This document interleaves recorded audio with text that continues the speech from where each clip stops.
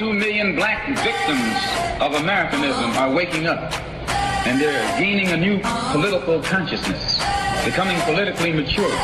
And as they develop this political maturity, they're able to see the recent trends in these political elections. Any minority that has a block of votes that stick together is in a strategic position. Either way you go, that's who gets it. You're in a position to determine who go to the White House and who stay in the doghouse. You're the one who has that power. You and I have never seen democracy. All we've seen is hypocrisy. Check on two. You got me, right? When we open our eyes today and look around America, we see America not through the eyes of someone who has enjoyed the fruits of Americanism. We see America through the eyes of someone who has been the victim of Americanism. We don't see any American dream. We've experienced only the American nightmare. We haven't benefited from America's democracy. We've only suffered from America's hypocrisy. And the generation that's coming up now can see it and are not afraid to say it. And are not afraid to say it. And are not afraid to say it. And are not afraid to say it. And are not afraid to say it. And are not afraid to say it. And are not afraid to say it. And are not afraid to say it. And are not afraid to say it. And are not afraid to say it. And are not afraid to say it.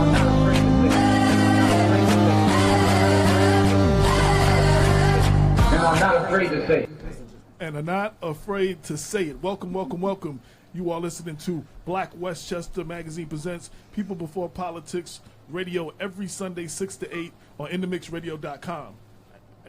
Wow, that's nice. So I haven't been here in a while. I'm like, oh man. So I am your host, AJ Woodson. We're gonna have a lot of things to talk about. Taking a little break from the political candidates coming in. We're gonna deal with some issues that have to do with the community, like we always do. Black by popular demand. We got the brother, Damon K. Jones, in the house. What's up? Hey. We got the lovely Lorraine Lopez in the house. Hello. Queen of the comeback. Queen of the comeback. and you fit right in because I'm like, I got a couple of calls this week, and these be them calls I used to get about with Damon when we first started Black West. They'd be like, yo, I like what you're doing, but you might want to watch the company you keep. Oh man. That guy's gonna get you in trouble. That means she's official. She's official now. Little did they know. Then they found out a couple of months. They was like, oh, we gotta watch him too. We got Ricky Maxwell in the house. Yes. And we have Robbie Man from the Yonkers Voice. The man. And Christine. Okay. In the house, we're going to deal with a bunch of issues. A couple of things real quick that came up. Damon, you wrote a editorial this week. Scathing piece. A scathing. If you want to talk about that for us. We're going to talk about it. I have a friend of mine who will call in at about 15 minutes, about 6:30, just to really talk about what's going on with Colin Kaepernick, and the fact that for those who don't know, I'm a New York representative of Blacks in Law Enforcement of America, and I've been speaking to a lot of different organizations, and what we're doing is we're basically boycotting the NFL if Kaepernick is not signed, because we really feel that he has a right to his freedom of speech and freedom of expression. Now, it might cause people to be upset. I mean, he already said he would not kneel. He would stand, for the national anthem. That was at that point and at that time. But what you think about Ray Lewis's comments? No, I want to get to that. Yeah. I just want to set it up first. Yeah, I just want to set it up because of the fact that we do not see black men in positions of power, or in particular black athletes, really discussing issues that are affecting the black community. And one thing that is really affecting the continuous questionable shootings of African Americans, male, female, and children. And when you have someone with the celebrity status of Colin Kaepernick, and he's just not voicing his opinion. He's very eloquent. And he when knows he what speaks. he's talking about. Yes. Now, we understand, you might pay a price. Ali paid a price when he refused to fight in the Vietnam War, and the most famous state, the Viet Cong, has never called him nigger. And why should he fight a war that's not his? And they stripped him of his title. But I think, what Kaepernick is doing, he's continuing to educate the public on factual issues. It's not like he's just blowing smoke. He's talking factual issues, and for him to be punished for that, and they saying, well, we don't want controversy.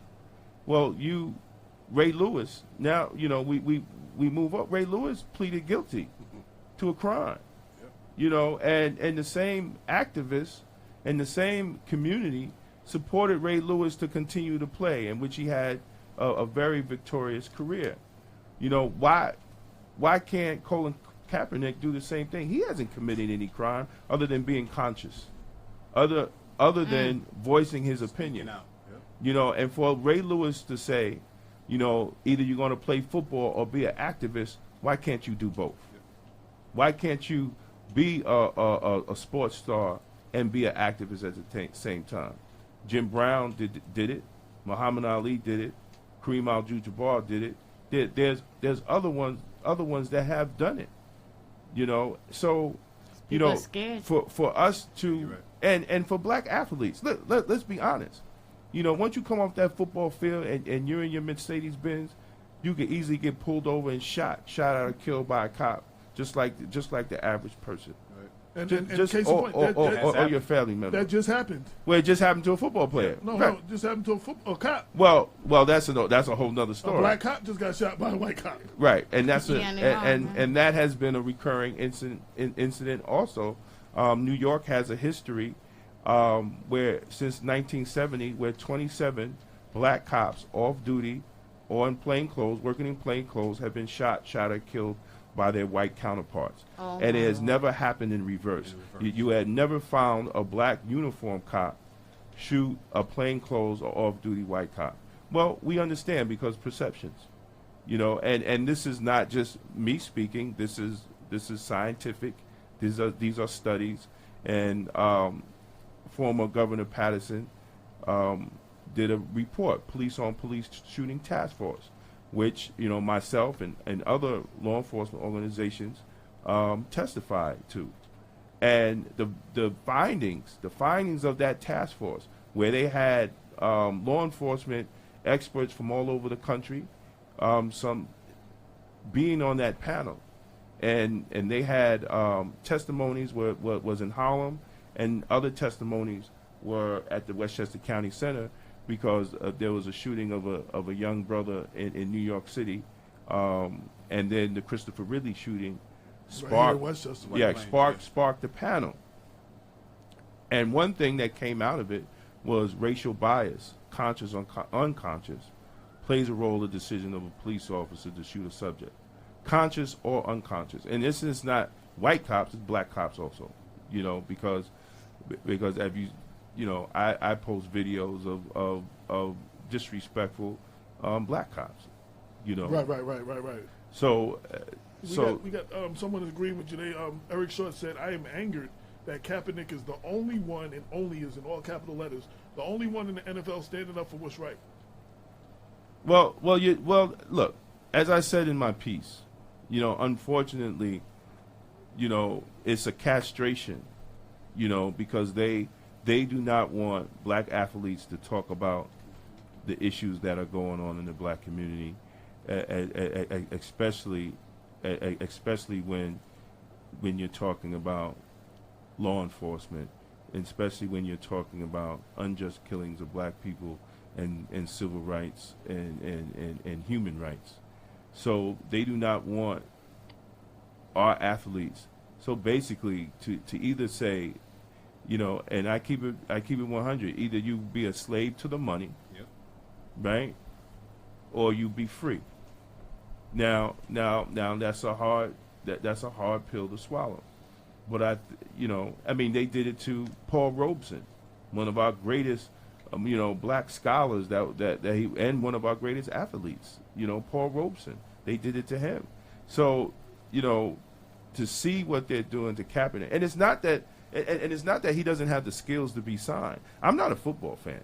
Oh, he has the skills. Right. I'm not into the whole the whole sport and play thing. I might watch the Super Bowl, but that's about it. So I'm not into all that, but I do. But and it's also unfortunate that more grown ass men know statistics of players but don't know their local politicians. So that's a whole nother that's a whole nother discussion. But he does have the skills, even if it's the backup quarterback right now. There's a whole lot of teams, at least half the teams in the league right now, could use his talents. He may not be the starter for right now. You know what I'm saying? But he could definitely be a qualified backup quarterback.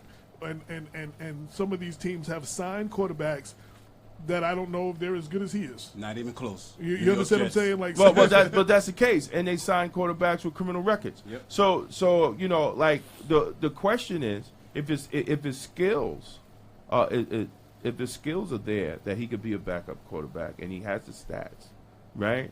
He doesn't have a criminal record. I mean, if anything, his charity.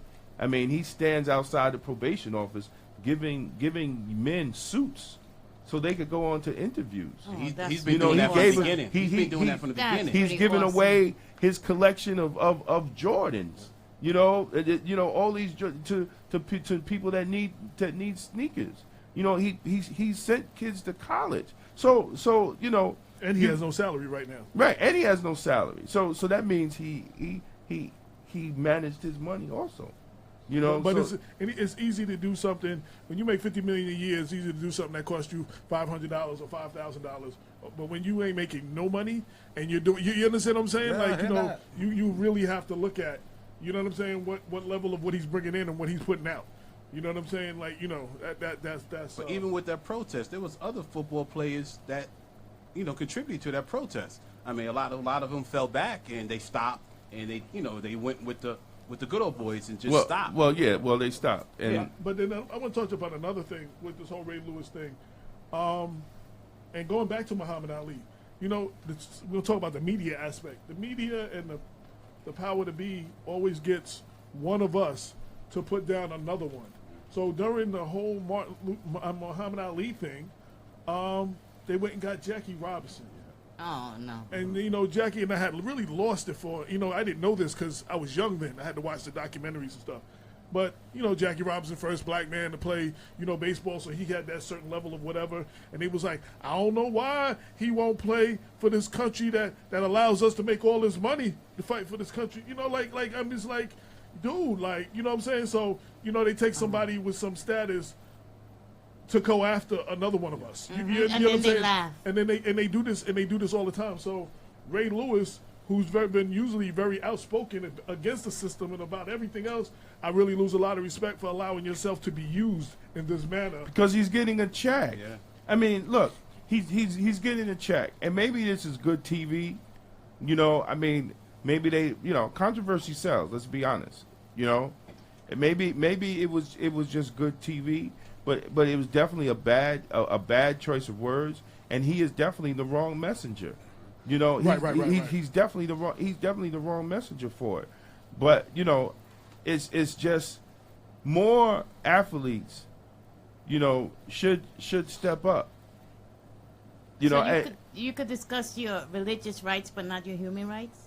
Basically, wow. But you got people like Serena Williams, who, as you said, she can no longer be quiet with all the things that's going on. And there's been a few other isolated incidents. There's a few people that's like they're going to be more vocal about,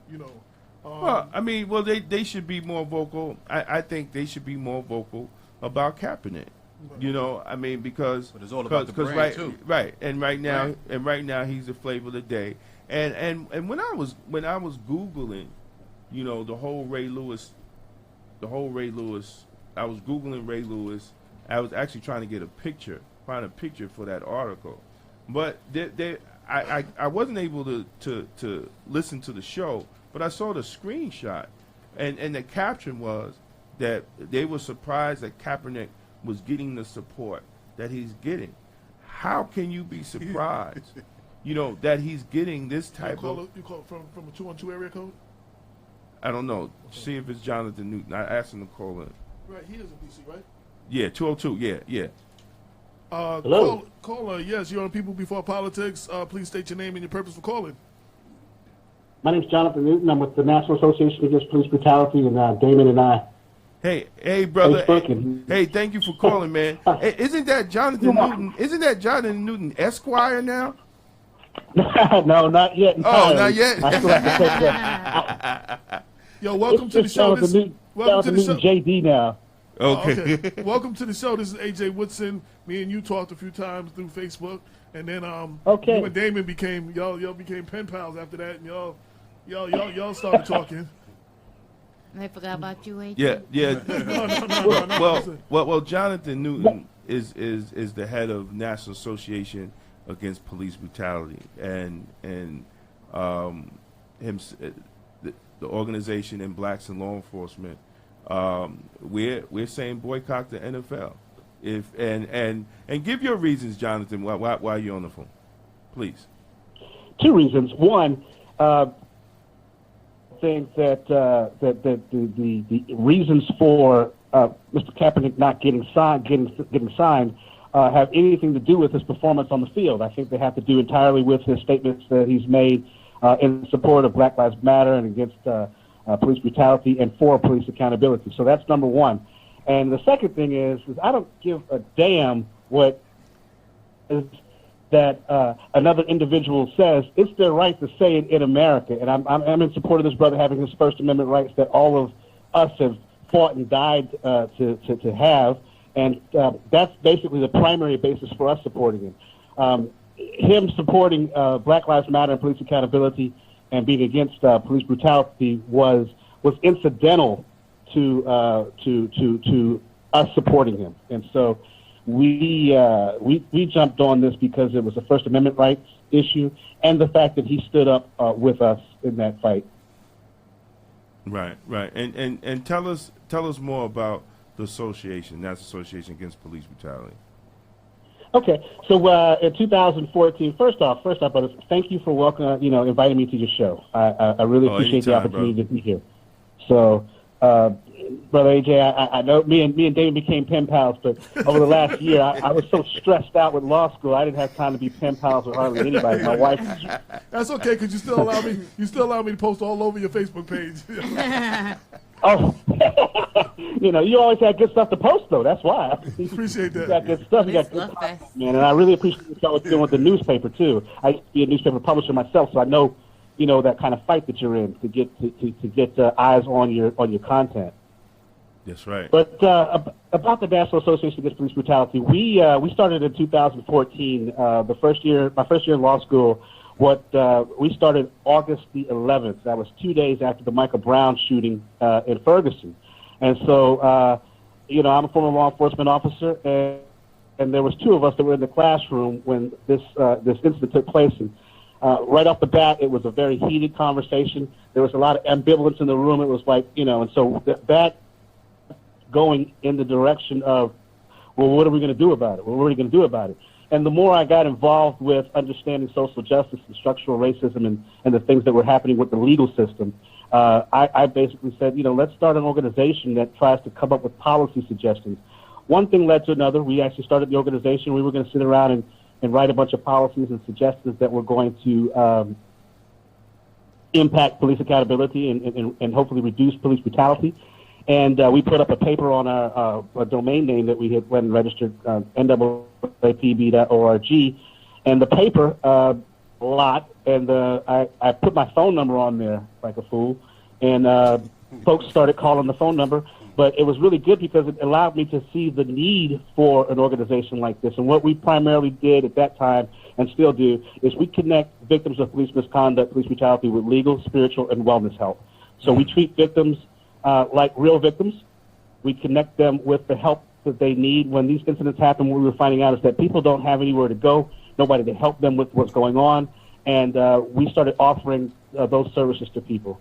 The phone rang 800 times, over 800 times, and so we just stayed busy with it, and that's basically where we're at.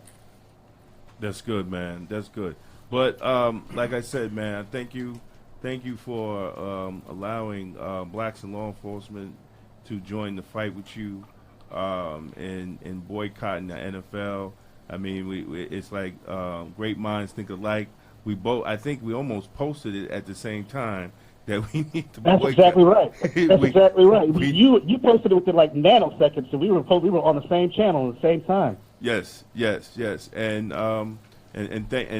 thank you, brother, for joining the fight, man.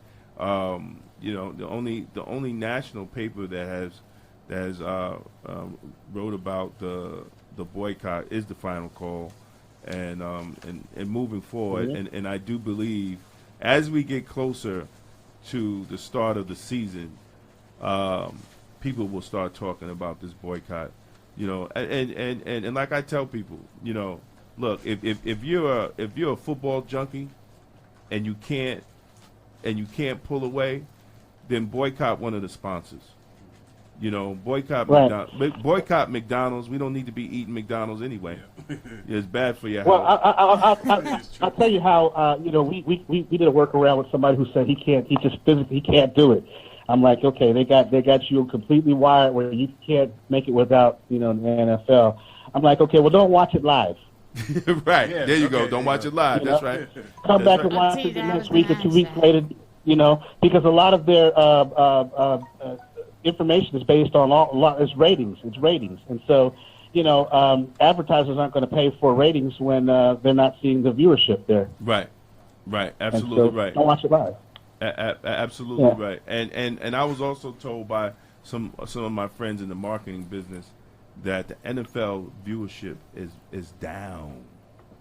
That's right. It's That's down. right. That's right. So Now the NFL, some of the managers were, correlating this down in viewership to, Cullen's stand last year. And so if they think it's down because of him standing, wait till they figure out how down it is because they're not allowing him to play. We've got some brothers who are already designing shirts with his number on it that have your organization, my organization, the logo on it, his name and everything. And we're going to try to replace this income with fundraising efforts for him to see. He's helped out a lot of organizations. Yes, sir. Right, and that would be great. And they forget to say that his jersey was the top selling jersey. So I don't understand how they can't correlate, having him on the team, because any team that he gets on, that jersey is going to sell out the roof. His number 7. San Francisco's number 7 was the top selling jersey. I think it's more that they do not like his stance, that they do not like a free speaking, well educated man, and that he's not bowing down. And basically shame on you, Ray Lewis, to sit there and tell him either you want to be a football player or an activist. Who the hell was Ray Lewis to be giving anybody any options about what they can be? And when did Ray get a brain? You know what I'm saying? I mean, Ray, it's either or. How about it's either? How about he can be both of them? He can be a football player and an activist, like the other greats, like Muhammad Ali was a boxer and an activist. That's right. I could just go on down the list, but who is Ray? Ray is in a search for significance, and this is his latest attempt at that, by making a statement into a relevant issue while he is in an entire world of irrelevance on Fox News Network. Unfortunately. Put out the woodwork, trying to make themselves, relevant by taking a pop shot at somebody like Colin when he's actually standing up for something that's right. That's right. Hey, thank you, Jonathan, for calling in, man. My time is up here. I'm going back on my hiatus. I just came, but I wanted you to call in. I wanted to be here. I wanted you to call in, but after you hang up, I'm gonna be like poof, gone, like a ghost, Wait, what you mean? For how long? How long are you gonna go? What do you mean? We'll talk about that offline. And you're gonna be like, you got to be kidding me. And you might want to catch a train. Okay. When I finish telling you, you'll be on the next train to To New York. I might be right behind you. Well, I do want to send out a shameless plug so that folks can at least register in the fight with us at www.preventpolicebrutality.org. We are building a database of lawyers, law students, individuals, organizations that want to jump in this fight with us. That's very important that we actually have the ability. Our platform allows us to organize all the way down to the county level. So we actually have it set up so that we can contact folks and mobilize them on the county level. So again, it's at www.preventpolicebrutality.org. And anybody who didn't get that is on the screen right now. Thank you, brother. Okay. Thank you, brother. I appreciate it. And thank you for having me. Yes, Thank yes. you for having me. And I shared it. I shared it on your group. You just got to approve it. The actual show. Okay. All right, brother. Okay. Have a great take day. Care. Thank you. And A couple of quick shout outs. Anthony Old School Mitchell said Jason Whitlock is even worse. Yes. I was about to say that. Shout to Eric Short, Anthony Old School Mitchell, Sherry Fraser on your page. So what's going on, Damon? Hey, what's up, Sherry? Spencer Gorley said I'm here, bro. Hey, what's up, Spencer? Thank you, brother. Appreciate you. Glenn P. Butler, Crystal Grimaldi, I think it's Cromartie. Yeah, Crystal. Yeah. Hey, what's up, Crystal? And there's a few others, but that's it for right now. Yeah, but for everybody else listening, if you want to sign the petition, we got the petition. It's on Blacks and Law Enforcement of America's BLEAUSA.org/NFL, and you can sign the petition. We're just trying to get signatures for people that support Colin, our brother Colin. So. Please go on Blacks and Law Enforcement website, Blacks and Law Enforcement of America, BLEAUSA.org/NFL.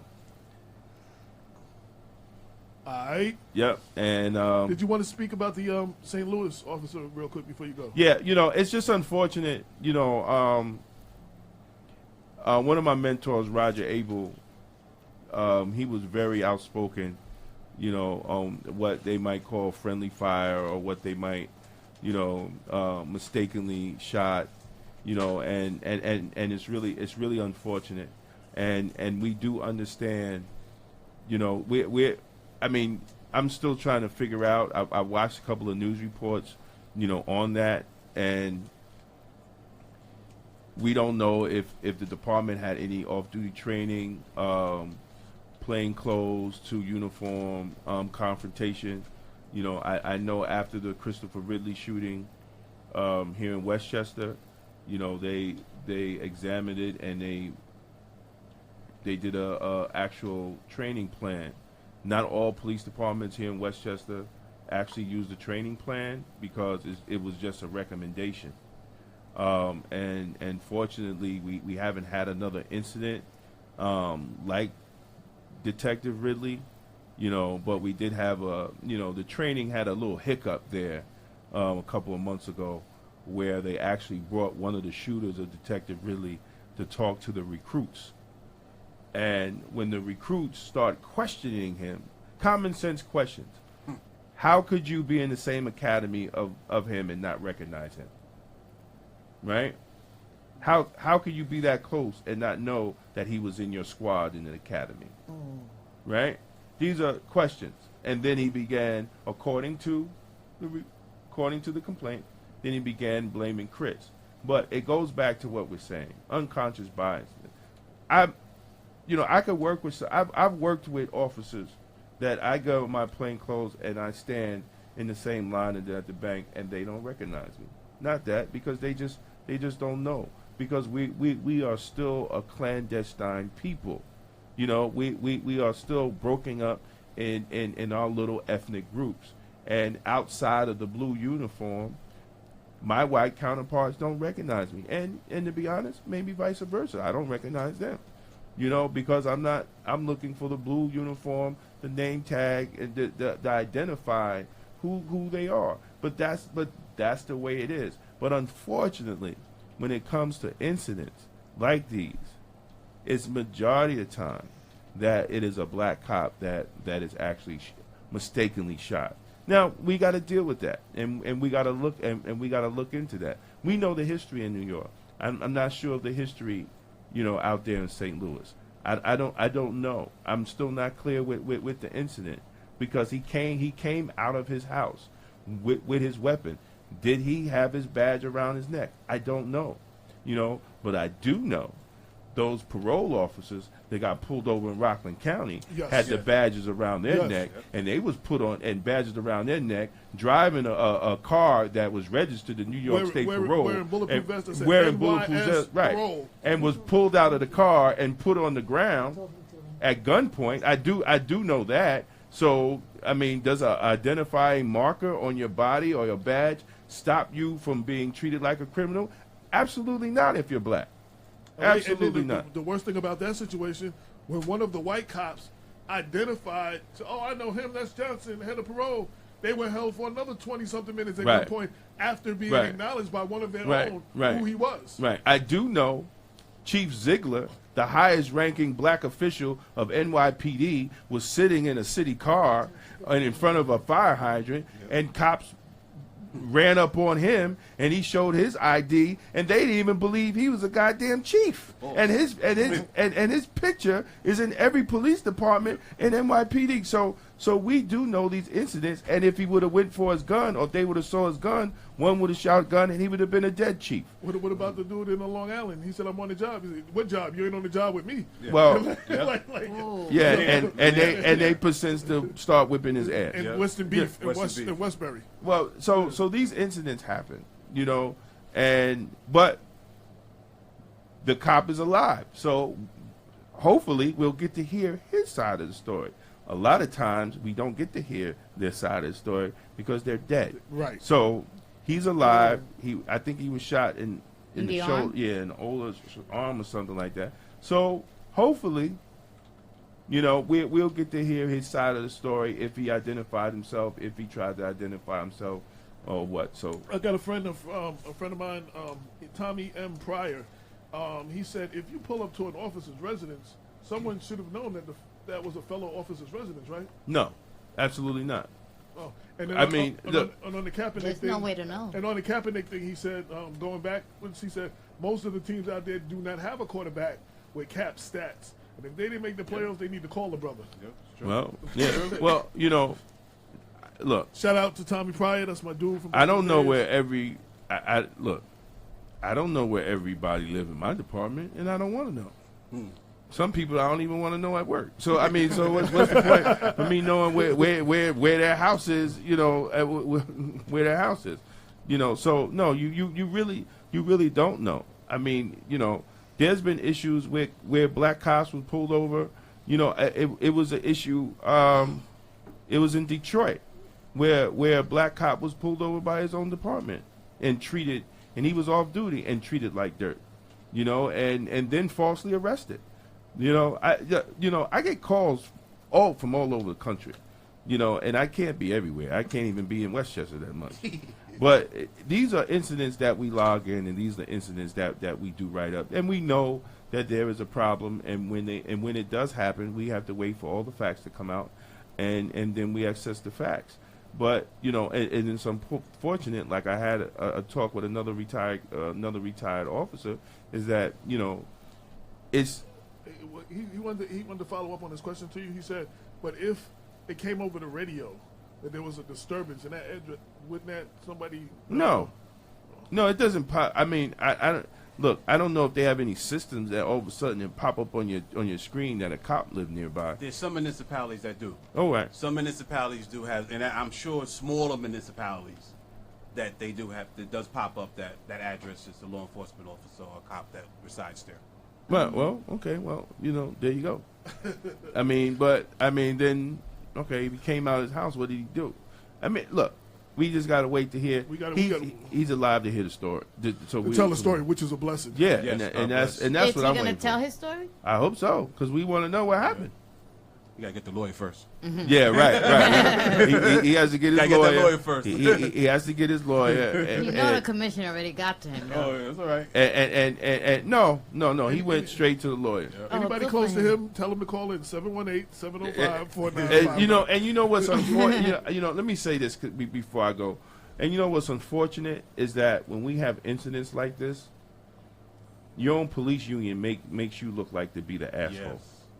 You know, and that's really that's really unfortunate when a cop shoots another cop, and we know it's accidentally, right? We know it's because once he finds, oh my God, he's a cop. I didn't mean, so, but when you start defending that officer's actions, Pat Lynch. And not just Pat Lynch. I mean, they did it to Christopher Ridley. They did it to other officers where they degrade, the officer that is the victim in all this, where they degrade him like he was a bumbling fool, like he didn't understand policies and procedures, that like he didn't understand what to do. And so, I don't understand why police unions do that. When you're supposed to protect each, and it's usually when that black cop, because it's usually a black cop that shot. So I mean, if it's a white cop gets shot, they probably do it to him too. I mean, there was a white cop that got shot out in Long Island, right? Another white cop though, right? Yeah, by another white cop, right? And it came on the news, and you didn't hear anything else about it. You didn't hear anything else about it. It got squashed. But when incidents with black cops, I mean, they go into the point where they degrade the officer. They go into your background, your family, everything. It's all about mitigating damages. Right. And it's unnecessary, because at the end of the day, if both sides did everything right, that cop out there in St. Louis would have been shot if everybody did everything right. If everybody did everything right, I'm saying on both sides now, Christopher Ridley would be alive today. Omar Grant would be alive today. The 27 other officers that were shot and killed would be alive or won't be wounded. But the problem is politics become in there. Everybody's worried about lawsuits. Everybody's worried about protecting each other. And there's no real accountability on the issue. And that's why it continues to happen again. So, let's hope that maybe this is the last one. And I said that like 4 or 5 shootings ago. Right? Let's hope this is the last one. Let's hope there's another incident like the brother out in Long Island, or the sister that got the black female cop that was falsely arrested out in Long Island by her own police department, right? And then she had to go to court, be found not guilty, and then sue the department. Why do we have to go through all this? Why do we have to go? Why do we have to go through all this? So we're going to continue to go through it, and the taxpayer is going to continue to pay the money. Jonathan Newton, I have one last question for you. What is the real impetus behind the shooting of the other cops, though? What causes the shooter to shoot? That's the real issue. Well, yeah, I said, they fear for their lives. Well, they claim they fear for their lives. But like I said before, there's many studies. There was a great study out of, I think, the University of Chicago, where they tested so many people, and basically it's also racial bias plays it, conscious or unconscious plays a role of decision for someone to shoot or don't shoot a subject, right? So now when you take it that, and then you take the perception of black males, right? You take the perception of black males, and then you also look at how the makeup of the police department. Then you have a black city that's 90% black, right? But you have 75 to 80% white cops. Where the hell they come from? They don't come from the city, right? And then some cops never have interactions with black people. So the only thing what they see on black people is what they see on TV. So they see Boys in the Hood, Menace to Society, the OMTV Fridays. rap what's the other ignorant show that's out now? Lucius Lyon and all that other ignorant nonsense that's on TV. Power. Power. And then they come down and they drive 2 hours from upstate and The they come Wire, down in Oz, cities yeah. like Mount Vernon, and they just think everybody's a gangbanger and killer and all that other stuff, and they're nervous. Some of these cops, and correction officers too, they come to work, they're fucking scared. They're scared. Scared. They are scared. So why? Because there's a racial barrier. There's a racial barrier, and then when you go into the academy, it says us against them shit, right? They teach us against them. It's us against them. Well, who the fuck is them, right? If you're a police officer, right, you got to have a description. So what? I asked my wife. She's a detective. I said, well, who is them? She says, oh, who is them? So when they do Black males. right, and then when they do a class, they have all Hispanic and blacks as the subjects on the fucking screen. And you're like, whoa, oh, now we know who the hell is them. So they already programmed to think that we're the goddamn enemy. And that's not the way policing is supposed to be taught. That's not the way policing is supposed to be taught. But they still continue to teach it, right? And nobody changes it. And the politicians won't do it. And we know police management won't do it because you go to academy and there's no black instructors, right? Nobody's black there. So then you go to police department, there's no black management, right? So nobody of color is in charge of anything in Westchester County. That's true. Right? So then I'm ranting off because this has been going on. I've been working for the department. Oh, yesterday was my anniversary. So now I'm officially on my 28th year working in law enforcement in Westchester County, right? And we have no black police commissioner in the county. In 48 municipalities. In the entire county? We have no black police commissioner. The last one was in Mount Vernon. Right? Wow. And then we had the Deputy Commissioner Wanda Spencer, who was the highest ranking female, and then she went from commissioner back down to captain. Go figure. But anyway, so we have no minorities, right? We have no minorities in charge of none of the police departments. When you go to the police academy, it's lily white. It's lily white everywhere. It's lily white. So what happens? No respect? Well, it's not even no respect. Your conditions. Right? There's Conditions. no policies created. That's what Jonathan Newton's saying too. He's saying all that. Right, there's no policy. There's no oversight on policies on how they actually affect people of color, and poor people, and Latino people, black, brown, or whatever. Ain't even poor people, because poor people, and live in poor communities. So that's a problem. But we don't see it. But we don't see it as a problem. Only time we see it as a problem is when an incident comes up, right, and it blows it up. And then everybody does the dance and shuffle, and then it goes away until the problem comes back again. And that incident, having that cop that shot Christopher Ridley in the training class for shoot or don't shoot. What common sense is that? Zero. David, hold on, David. What? Jonathan Newton said, "Be careful what you ask for. You can get a completely black coon as the chief." But let me tell you, the best chief was Chief Brown of the Dallas Police Department. Is he still there? He's not there. No, he retired after the whole incident, right? Yeah, he blew the guy up. Yeah, he sent the bomb in there and blew him up. But the other story is he was accountable of his police department, no matter what color the officer. He put him on was. blast, and he will put he will put him on blast on Twitter. I fired Officer so and so and so today. He has the right to appeal. He will go on TV and point out where the officer violated policy and why he fired him. We don't see that.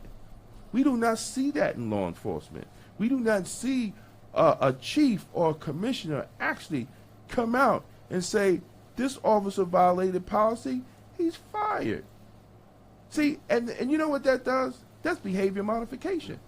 See, when other people see a commissioner is taking that stance and firing those cops that need to be, or those law enforcement, because people say, oh man, he's talking about anti-cop. No, I'm talking about any law enforcement officer. Right? And basically, it's just real life lessons. You work at a job, you fuck up, you should get fired. Everybody here, wherever job we go to, everybody that's listening knows some people that shouldn't have the goddamn job. Right? I mean, it's the truth. We all know. Even if we you go work to at work. McDonald's, Right. We know. Yo, that dude right there, he should not be fucking working here. I don't care. You don't care. I don't care. So, what do you think with police officers? What do you think with officers that can carry a gun and take your damn life? We ain't flipping burgers. We ain't throwing a pizza in the oven. We ain't building a brick wall or putting a window in or anything like that. We're talking about someone with the power to take your life, and he shouldn't even be on the goddamn job. Yo, Jonathan is agreeing with you on everything, and he says, me and Damon need an hour.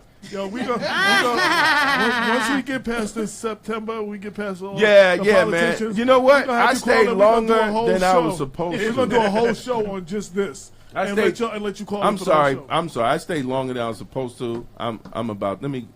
Because I haven't been able to talk to nobody, man. I'm upset about it. It's all bent up? Yeah, it's all bent up. Yeah. And I got some other things to say. I can't say it right now. Yeah. But, I'm done, man. Let me get out of here, man.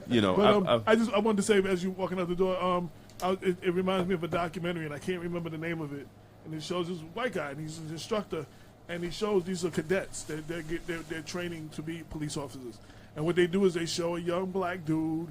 He's around, 18, 19, jewelry, nice, expensive car, and they just show him, and all the officers, black, white, and everything, 90% of them said drug dealer or a rapper or a ball player or something like that. There was very few said that. Most said drug dealer. Now they had the same car, young white dude, same age, same jewelry and everything. Rich mom and dad. They said exactly what it says. Very wealthy family. Spoiled rich kid. His father brought him that car. You know what I'm saying? And this is with no words. This is just a picture. And this is what they saw. Yeah. And that's the judgment they made from seeing it on the screen. Yeah. And this is they're just starting the academy. They haven't even gone through the training yet. Yep. You know what I'm saying? So that's their perception going into the academy. Then us against them and all of that. When they come out of the academy, you know what I'm saying? Like, yo, sounds like it's on. Yeah. Well, hey, listen. I stayed. I stayed longer than I was supposed to. Well, Jonathan said, "See you later," and he said, "Yeah, we got to keep it real." He said, "Because people don't talk real like this no more." Yeah, and that's what the show is all about. People before politics, real talk for the people. And again, I want to thank Lorraine for stepping up and coming to my aid. But now, she's a regular. Did you hear that, AJ? Yeah, I'm not guest no more. Yeah, she's a regular. Lorraine. Because I always introduce her as our guest. Yeah. She texted me. She said, he keeps introducing me as guest. I said, we're going to kill that. Don't even worry about that. No, but listen. Lorraine, thank you. I really. You're welcome. Thank you. It's my honor. It's my honor. I just want to say while we're here, she's taking over our scheduling. She's been holding us down. Well, basically, Queen B. Yeah. Queen of the comeback. Queen of the comeback. Queen of the comeback. Yeah. Queen B / Queen of the comeback. So she's official. Yeah, she's official, man. And I wanted to come you. on and thank you personally on air. For coming when I'm still on my little hiatus. I'm popping in and out, but helping us out. And you said I'll do it. I said really? Okay. Well, come on down. And then I said, yo, you come back. You said, David going to be here for the rest of the month at least. Oh, I can come back? He was like, yeah. I like and to now, talk. And now she's on the team, man. She's on the team. And listen, and if we rub people the wrong way, fuck you. I'm just straight up. Like, that too. Yeah. You know what? If I rub you the wrong way, fuck you. Because this is the type of show, and we keep it 100. No matter what, we're gonna keep it 100, and we're gonna tell the truth. We're gonna speak truth to power. And if you don't like it, y'all know what I just said. It. Fuck you. and when I come back, I'm gonna have a lot more to say. I have a lot building up, as y'all can tell. I've been talking for like 30 minutes straight. If you don't like it, you don't have to listen. It costs you nothing to pay us. But we want you to come back, though. We want you to come back. I'm trying to get my arms. I'm working out He's a little looking too. good. Damon's looking good. But I'm messing up with the beer drinking. But I'm trying to control that. God bless you. We ain't been out as much either. So yeah, you've been drinking You've been down, man. All right, so that was David K. Jones, Native Breeze, Black by popular demand. Now for the first year, give him an applause. Yes. That's the fearless leader, Mrs. UK. That's the boss, man. That's the boss, man. So see you around Labor Day.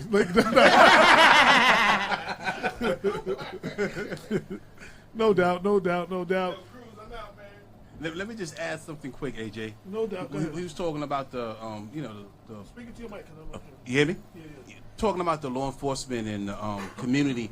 A lot of these politicians, they're scared to go against anything negative, quote unquote negative, that a police officer has done, because they're looking at their future. As soon as you're labeled as anti-cop, or you're going to the district attorneys, your future is dead. You know, you're looking to be attorney general. You're looking. Or 5, even 10 to move years, up to sergeant. even sergeant. So you know, these commissioners, they looking for a high position when they retire or something. But it is so sad. A person could lose their life and be killed, and it's so blatant.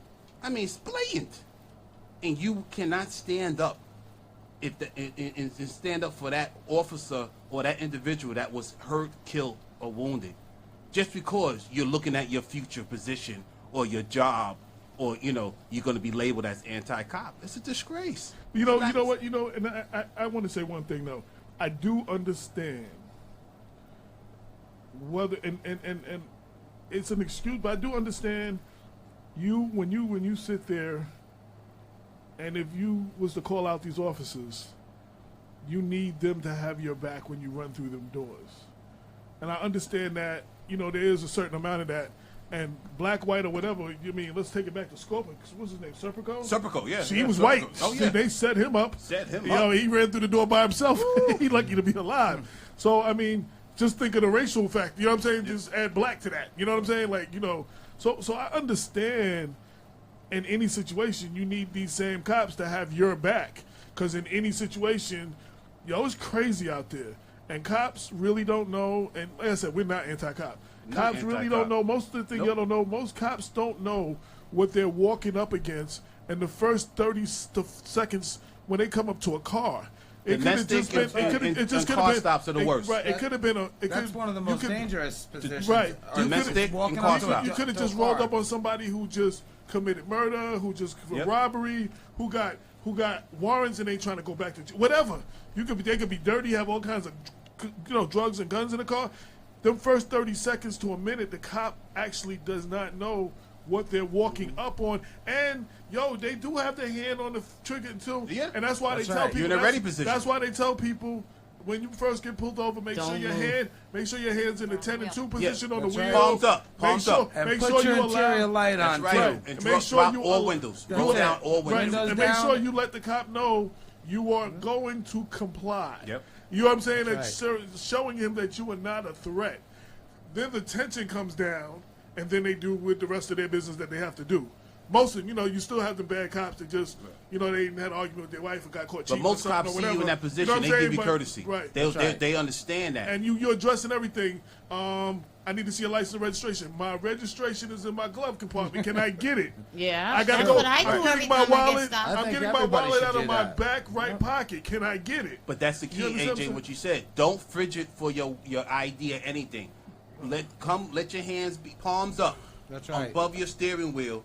Or on your steering wheel. On your steering wheel. Palms up. Palms up. Interior light palms on. up. Because remember, you have your hands down. You never know. Palms up is the way. Palms up on the steering wheel.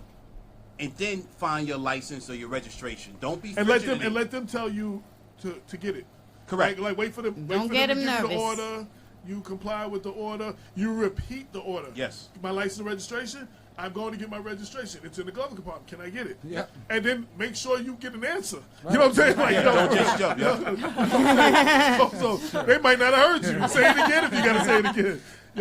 But those are the type of things. And, I do that because there was a show on Hot 97 back in the day, Street Soldiers with Lisa. Evers. Lisa Evers. Guardian and there Angel. was a bunch of cops that was going around beating up a bunch of black people, traffic stops, and I don't know what the problem was, but I got stopped by them cops 2 weeks after the show. And it told me to do all those things. And even though I was complying with everything, they were still giving me attitude. Imagine if I was giving them attitude. Right. You know what I'm saying? I probably wouldn't be here to talk to you. You know what I'm saying? Sure. But it was just like, it saved my life, because no matter how much they gave me, I still held my composure. Now, I was cursing about inside, but whatever. But please comply. I showed everything, and it found out, because they were on the news like weeks later, them same cops that pulled me over was them cops that was doing whatever was going on. It was that show that saved me, and I think that's the importance of shows like this. We have to, give that information out to the people. You know what I'm saying? And hopefully save some other young people's lives, that are hearing this stuff for the first time. And we do this all the time. And that's why we give the information out about voters registration and the felons. We give that information all the time. And we talked a little bit. Did we ever get an answer for that? No, we'll get that, though. Mm-hmm. And we talked a little bit about, fathers. And, I did a real big thing on Black Westchester, promoting the black fatherhood. Mm-hmm. Fatherhood, period, but Black Westchester, Black fatherhood, something that they don't show you much in the press. No. In a positive nature, and several different articles, and we were talking about some of the negative things in black fatherhood and child support and everything. There is no good press on fathers. Okay, even our own governor was in trouble with child support. Yeah, he's still driving. Yeah, he's still doing what he's got to do. In $40,000, or it was back in 2015. I don't know if you guys remember. Oh, for real? I remember. Yeah, $40,000 in arrears. 40 grand in arrears, and he's still working things out 2.5 years later. Let me ask you a question. Anybody here in this room, if you owe $40,000, you're going to be working that out 2.5 years later? God, no. And that's why I owed less than a tenth of that, and they took my license. they took your license. You're lucky not in jail. Real talk, not in jail. AJ pay your child support. I'm just like, which made it harder to pay because now I can't get to work. Right. You know what I'm saying? They take your licensing. They take your professional license. And that's the other thing. We talked about that last week, and I want to spotlight that. People think driver's license. They have the ability to take away every license. Every license to be a plumber, a license to be whatever. Your fishing license, any license that you have. You know what I'm saying? Like fishing license. They strip you of your licenses. And not enough people are standing together to say anything about it, and that's half the problem. It's not something that's we as a community have to all come together. I joined I'm an ordained minister. The reason why I became an ordained minister was so that I can get excuse our language. Oh yeah, I forgot to tell you that part. You tell us that. That's all right. A whole lot of F-bombs. The whole reason why I did it was so that I can get in and see dads. You see, in certain states, you're not able to get in unless you're on a list. Right. But if I call Westchester, I think it's Father Paul over there, right? So you got to call, you got to get permission to go in through whoever is running that facility, and it's just a way of getting in to talk to dads and see where they're going, where their heads are at, and why, and helping them come together. Right now we have fatherless. I pulled up statistics earlier. I want to stop real quick. Just back on the cop thing. One of our listeners was like, "Yo, F that. Treat me like you treat the white people." You know what? I agree with that, but we have to unfortunately teach our young men. Yes. Like, officers are taught, and Damon left, but Damon speaks about this a lot. Officers are taught to do whatever they got to do to make it home alive, to come back home. We now have to teach our children, especially our young black males, boys, to do what they have to do to come home alive. It's a shame that it's at this point. We shouldn't have to do this. Real talk. But that we got to deal with where we are and how it is. Yep. We have to teach. Yo, if you listening to me and the cops is abusing your rights and all that, you comply as much as you can. And once you go home, then you can talk about the violation. You can file reports. You can get a lawyer. You can do all that. Go right to the precinct. But you're alive, though. Yep, you understand what I'm saying? And you can't fight it. In that position, you don't have the power. That officer does. That's right. And whether it's right or wrong, that officer has the power. You're not going to win. And unfortunately, let's keep it real. Young white boys can talk all that. Yo, F this, you can't pull me over. Yeah, you getting shot in your head. You're going to beat the hell up if you're black. Let's keep it real. Black people ain't talking to no cops like that. You understand what I'm saying? So anytime, and I always say this, anytime black people do what white people do, black people go to jail or get killed. So, you know what I'm saying? Like, let's Thank keep it God real. I'm not black. No, I was going to say, and we have a token white man here. Yeah. So I just want to put that out there, and I don't disagree with, yes, we should be treated like white people, and yes, Please comply. we should have all that, and yes, you shouldn't have your rights violated. But unfortunately, in the world we live in now, you have to teach your young boys to comply. I mean, not even young boys no more. Men. The young girls, look Girls at too. Sandra Bland. Like, yes, she had the right to smoke that cigarette, and she had the right to whatever. But look what happened, though. You understand what I'm saying? So, sometimes you just got he put it out. Yeah. You know what I'm saying? Like, I smoke, so I'd have been upset too. I'd have just lit up that cigarette and you just had to put it out. But I'm just saying though, putting it out and living. You know what I'm saying? And my grandfather used to always say, I used to say, I'm in the right though. I'm in the right, and he said, Joe, ain't no sense in being dead right. It's true. That's the ego battle you're never going to win. That's the ego battle you're never going to win. Yeah, so I just want to stop that real quick and then go back. I get pulled over, I comply. Yep. And I put my interior lights on. Right. I keep my hands 10 and 2 on the steering wheel. All my windows are dropped. Damn, that's right. You know what? Somebody approaching a car doesn't know who I am. Guess what? I don't like getting pulled over. None of us like that feeling of getting pulled over and having cherries that popped in the back of your mirror, right? Yep. Right or wrong? Everybody's nervous. Everybody. So here, bang. What's up? I don't even like to even talk. Yep. Nothing to discuss. Where you going? None of your business. Where you coming from? That's none of your business either. What do you need? 10 and 2. If I were to say none of your business to a cop. To a verbal contract with anybody pulling me over. Yep. And that's what you do the minute you engage. Where are you going? Why you... What do you mean, where am I going? You pulled me over. Right. Tell me why you pulled me over. Yeah. That's it. So, and once you start going down the road of education and teaching people what's right, wrong, or indifferent, you'll start having better results. I want to throw this out there, too. This is something we always say. It's been about 6 months since we did this. So, he's not giving you, officer's not giving you, like, what you pulled me over for? He's not telling you. Even though he's supposed to, he's not telling you. Ask for a supervisor. No. You're going through all this? If you can and you got a good memory, look at that badge number and make a mental note. Don't go, I'm writing your badge number down. Don't right. do that. Don't do that.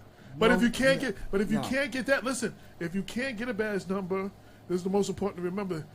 Get the license plate of the vehicle. Mm-hmm. The vehicle is signed out as property and assigned to that officer.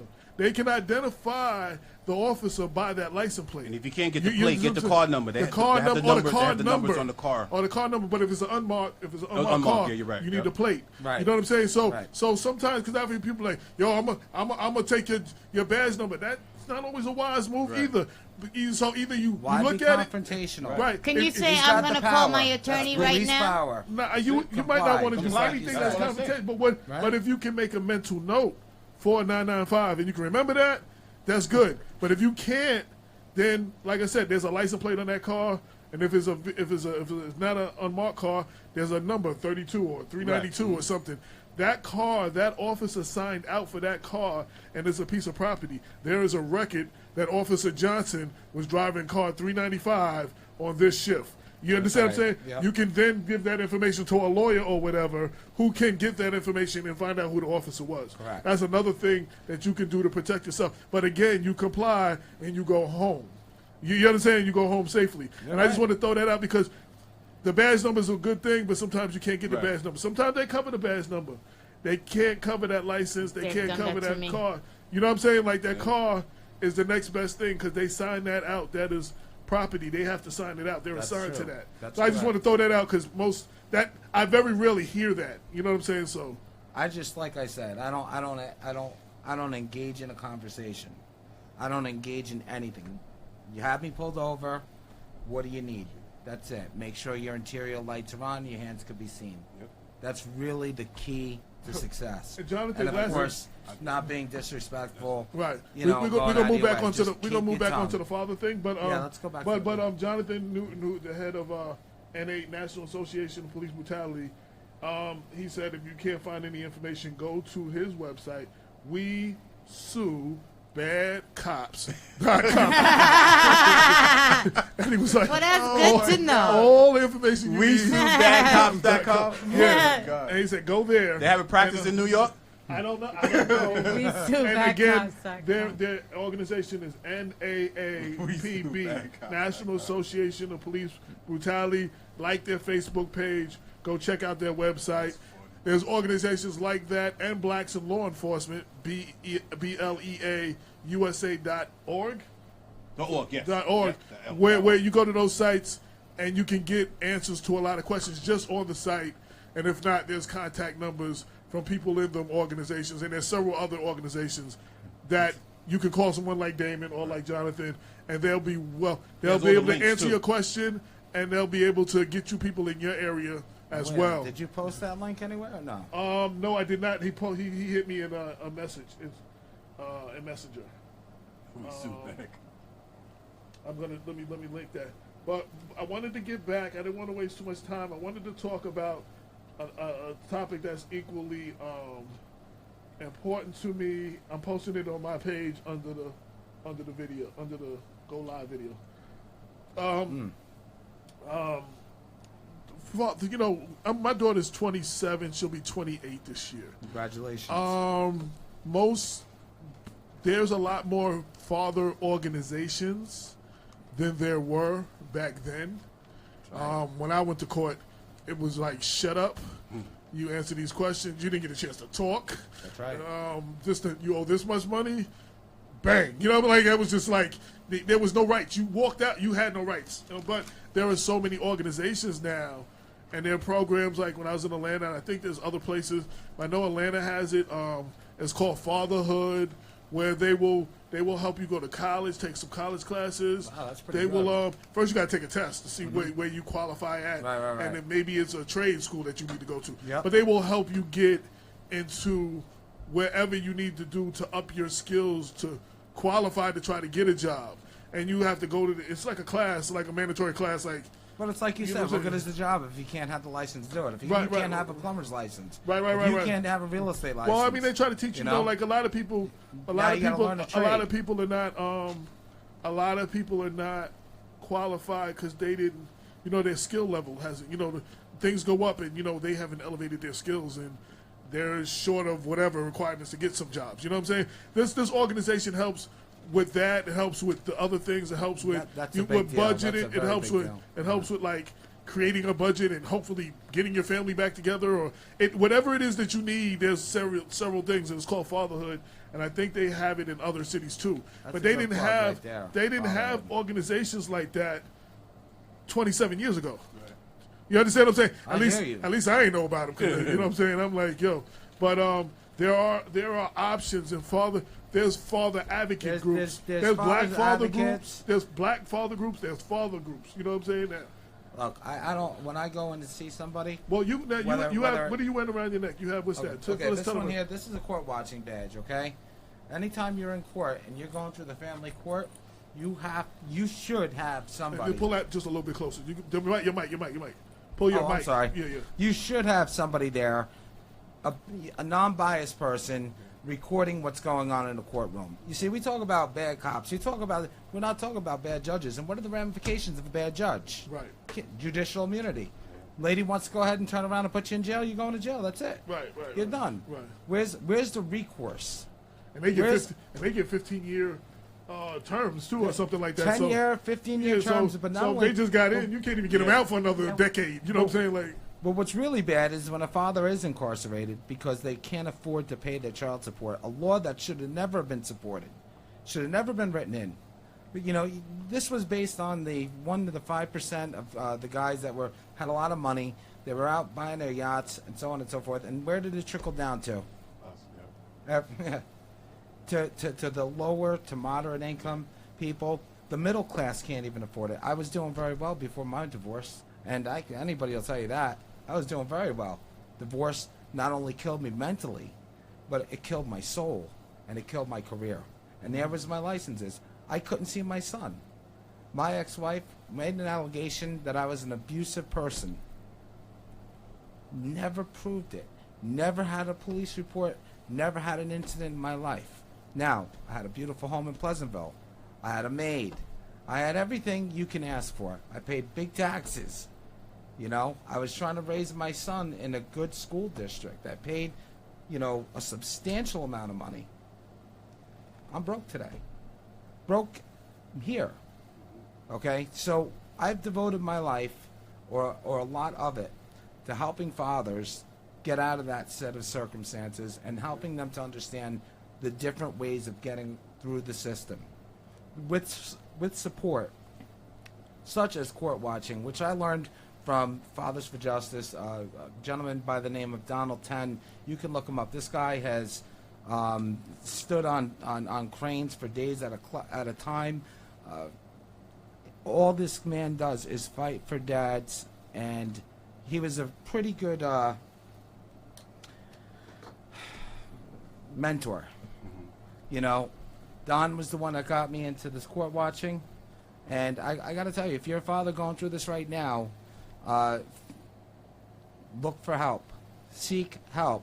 Don't let the ego get in your way. Don't say you got it. Where would they get this You help? just got to Google it. I'll tell you right now. There's several organizations. There's an organization in that a lot of people know is Faith. It's Fathers Alive in the Hood. That's one organization. You know what I'm saying? There's all these black fatherhood organizations. The thing is that you can have these organizations all over the place. Yeah. Who's going to really step up to the plate? You see, this is what I did. I started looking around. And everybody's got a lot of talk behind them. They got a lot of good game. Mm-hmm. But I don't see anybody driving down to Queens to sit there and court watch. Right. I don't see anybody actually getting up and doing something about it. So how do you become a court watcher? How do you become a court watcher? I took classes, and then my non-for-profit, Fathers for Justice is non-for-profit. So they went ahead and certified me, got my license in the mail, and hey, don't try to keep me out of a courtroom. It won't happen. So again, that's and not only that. Let me ask you a question. Hold on, that's a license? Yes, you have to take a course for it. Can you get that license taken care of way too? That's the first thing I thought about. Probably. That's a license, right? But go ahead, I'm sorry. No, that's cool. There are alternative sources. Right now, look, anybody can go into court. You're going through something, anybody can go through a court system, and it's just horrific. You're a man, and that's it. You're getting castrated. Yeah. Whether you like it or not. Okay, the first thing that happens is, she goes ahead and alleges something that never happened. Her lawyers, it's insanity. It's absolute insanity. But, where do you start on these issues? And the first place you got to start is from the very beginning. When somebody thinks they're going to go through it. Right now, if you're married, your wife can wipe out your joint bank account, right? Before she goes out and files for that divorce. Oh, yeah. You have $100,000 sitting there. And she's on the phone with the lawyer secretly. Check, so boom, it's gone, right? Tomorrow, she goes and files. That's completely legal. Yep. She took all that money while you were married. Okay, there's no temporary restraining order. Nobody can help you, right? What happens most of the time, guys, is when they have the... And look, I don't want to make this. I'm making this more like man. This happens to women too, so please don't make. I don't mean to make this seem so one way, but let's face it. You know what though? But let's talk about it. Let's talk about the men. Yeah. But nobody speaks up on the men. There's a lot of men, and all you hear is a negative thing about the men. There's a lot of deadbeat dads. They just don't want to pay their child support. This, that, and the other, and that's not always the situation. And there's a lot of things that go behind that, and a lot of things that the system has beaten down a lot of people. And those stories, there's a lot of those stories that are not told. And for today, that's what, I want to get some of them stories out there. Just looking at statistics today, and these are 2-year-old statistics, 34% of children are from fatherless homes. That's a big number, 34%. Wow. When you look at a country with 338 million, a third of the children have no dads. Why? PAS, parent alienation syndrome, which is its whole other thing where the kids are just being used as pawns. Yep. I personally haven't seen my son in nearly 7 years. I miss him every day. So that's why I give as much as I can back to the community. I try to do what I can to bring parents together before they go ahead and make that decision to leave. And then at such time when it's too late, you just got to do what you got to do. You got to try to help your fellow man out. Stop calling them deadbeats. Stop promoting it. Stop dating women that are putting shit in your ear, right? And now you're going after some kid's father. because you don't really know what the real story was. That's right. And you got too many men going out against their fellow man, beating the shit out of them, and you don't know what time it is. And then all of a sudden, in 10 years, you find yourself walking that guy's shoes. Rinse, wash, repeat. So, you know, that label single mother, I think, gets a pass sometimes. And I'm not going to, you know, anti single mom, single dad, but I think that label single mom, even on, you see people, the first thing they say, I'm a single mom. Nothing's wrong with that. God bless you. But why are you a single mom? Exactly. That's what you need to be asking yourself. Let's get what to the the fact. hell happened that you're why a single mother? Are you a right. single mother? Exactly. What position did you put yourself and your kids and to be a single mother? And then you got to also gauge. You got to take the temperature of how the children act or talk about their father. Because you know when you're a family, oh, mommy's coming home soon, everybody's happy, everything, you know, when everything's normal. But all of a sudden the courts get involved, and what happens? Separation. Oh, don't behave like your father. Don't behave like your mother. Stop talking shit about the other parent, please. Keep it down. In front of the child, yes. Especially in front of the child. Yep. You know, there's a ton of resources that people, or resources are coming available for men. They're just coming available. But I guarantee you right now, you Google, you know, dad being hit or abused father. Yeah, you'll get some facts. Yeah, we get our asses kicked. There's no question about it. But do you have a place to go? No. Do it as a woman now. Let Lorraine or Christine go up and say, I am in fear. Battered woman shelter. And you know what's worse? All she has to do is call the police. Guess who's going? The police are trained to take him first. Don't matter. But things are changing. He who calls first wins. So, guys, if you're listening to me, pay attention. True. That is very true. What's not recorded never happened. That's right. Don't call your police station. Call 911 where it's recorded, and it can be, you know, subpoenaed. Make your report. And I don't like to advocate for, you know, orders of protections, but fuck, if you're gonna get an order of protection, I'd rather get her out than to keep me away from my son. Okay? And all too many men now have deadbeat dad labels. We have a governor who, like I said, and I can put that link on there. It's New York Post 2015. Okay, just Google it. And our own governor. I mean, this guy's being driven around. Meanwhile, you know, he's got a government vehicle. He's doing whatever he's got to do. He's being the governor. Yet Good he owes job, some good of the 40 medical. Yeah. Vacation. I'm still trying to figure out how to pay electricity, you know? So, and that's just the way it is. There's a breakdown in this system. It's a systemic breakdown, and it goes to so many levels. It's an onion, and it continues to just another layer, another layer, another layer. But research. If you guys are going to go out, if there's going to be no amicable resolution, remember, there's a Children's Bill of Rights. Take a look at them. Now, are they legal yet? Are they, you know, in Congress? Absolutely not. However, it is a good gauge to go through. Okay, so I encourage, especially in the state of New York, Google Children's Bill of Rights in divorce. Use it and exhibit it to any court. Very important. Your law guardians. First and foremost, I'm jumping ahead of myself. Law guardians, guys, judges, attorneys, do yourself a favor, do your research, look at who's in the courtroom with you. Don't just go in there thinking you're going to lick this. It's not going to happen. Again, you have a systemic issue. The judge that ruled on my case, he was forced to retire. You know why? Because his son was dealing drugs. By the way, his son was also, this judge was also a drug judge. Okay, so his son is. There it is.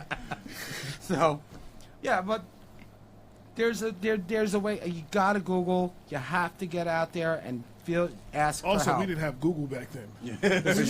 20-something years ago. Yeah, 411. You have so much. No, but you know what? You have such. There's such a wealth of information. Sometimes you got to navigate through the bullshit, though. But there is a wealth of information available for anything right now online. This is true. I mean, You have good and bad, because you got these kids doing the little pipe bombs in school, and they find out how they did it. They Googled it online, and they put it together. Like there's so for good and bad. I mean, there's a wealth of information that was never there before. I bet you that's why fatherless back. It is. It's one of the statistics. It is. It's one of the. Yeah. I mean, if you guys look up, what is it? Fatherlessgeneration.wordpress.com. I can put that up for you. I can send that over to you. But it gives you some very alarming percentages. Like 63% youth suicides are from fatherless homes. That's U.S. Department of Health census. That's 5 times the average. 90% of homeless and runaway children are from fatherless homes. Would you say Do you think there's? What was this? That's the fatherless generation. Right. 80% of rapists with anger problems come from fatherless homes. 14 times. Wow, really? We have the black and white issues in our society as it is. Okay, but when I look at a father, I see a father. Yes, that's it. Yeah, that's it right there. Now these are sourced, and these numbers continue to grow. And until we start addressing it as men, it's never going to resolve itself. It's not going to happen. 130% of every dollar collected in child support. When is it time to say, enough is enough? There's a couple of things too. When you want to, and I'm speaking specifically of the black community, when you want to destroy a community, you want to destroy anything, you cut off the head. The man is the head of the household.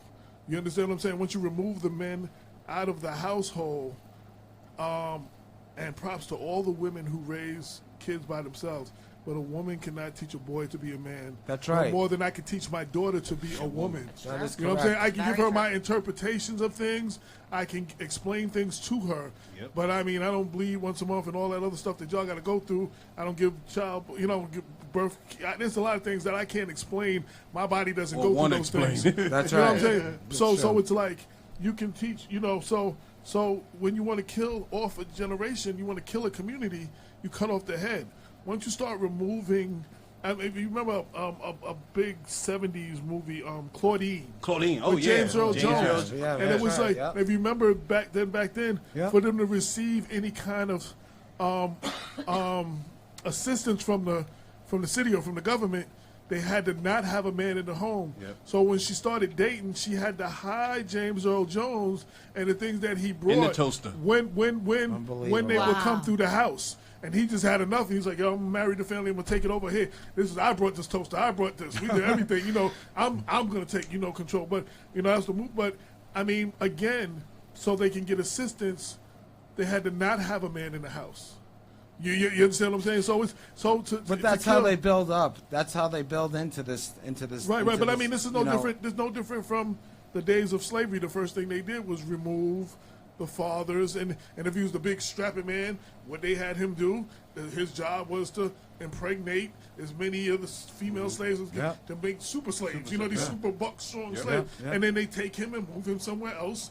And all he had to do was, work out and get these other slaves pregnant. You know what I'm saying? And it's just like, it's a thing. And then even on a spiritual, when you said your past, on a spiritual level, the man is the head of the house, the home spiritually. Correct. God has a blessing for the family, but he speaks to the father. He sends the blessing. You know what I'm saying? The message for the family, the vision goes to the father. That's right. You know what I'm saying? That's right. But again, fathers, you have to also be in line with and connected to God too. I mean, if you're not, then there's no vision coming in that family altogether. Another mentor of mine, he's a pastor. So no matter how you look at at it on that level, the head of the household, or on a spiritual level, getting the man out of the house kills a community. It really does. You know what I'm saying? It kills it kills a race. It Yeah, kills. right. Kills. So now you got boys not knowing how to be men, and that's the problem in the black community. We have too many boys over the age of 21, and I include myself in that until I had my daughter when I was 22. You understand what I'm saying? You know, and my father was in my life. You know what I'm saying? But I was a knucklehead. You know what I'm saying? My parents got divorced. You know what I mean? Keeping it real. You know what I'm saying? My parents got divorced. I blame myself. I was a rebel without a pause or a cause. You know what I'm saying? Yeah. And that was what it was. But we have too many boys over the age of 21, and they don't have role models to teach them how to be men, and they don't have role models of the role models in the neighborhood. Cliff, the crack dealer. Yep. Driving around in the Benz with all the girls and all the jewels. That's and everything. right. You know what I'm saying? You know what I'm saying? It's bad. The rapper kid and the one cat that made it out. That's the basketball star.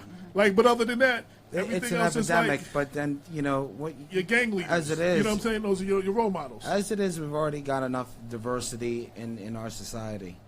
It's epidemic. Oh, and one thing I just want to say, I said this last week too. When we say Father's Day and about men taking care of their kids, you have to give props to all the men out there raising someone else's kids. Yes. That's right. There's a whole lot of co-sign on that one. stepfathers. I co-sign There's on a that. whole lot of men raising somebody else. I was a stepfather. I'm divorced now. And I know those girls are still my girls. If they ever need anything, I don't have none right now, but if they ever need anything and I can provide it, they can still call me.